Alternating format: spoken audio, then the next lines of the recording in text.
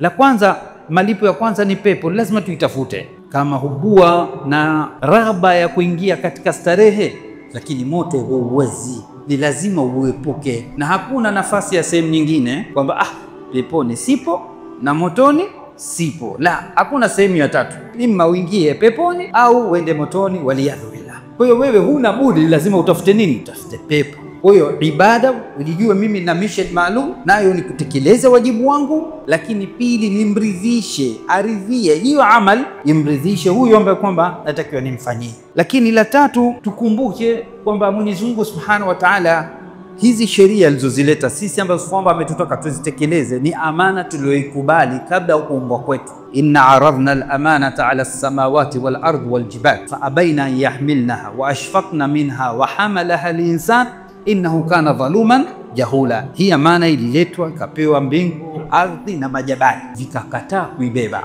kutokana na uzito wake na hofu, ikiwa hatukutekeleza itakuwaje? Sisi, mimi na wewe tukiwemo, tumekubali kuibeba sisi tangu kabla hajaletwa katika ardhi hii.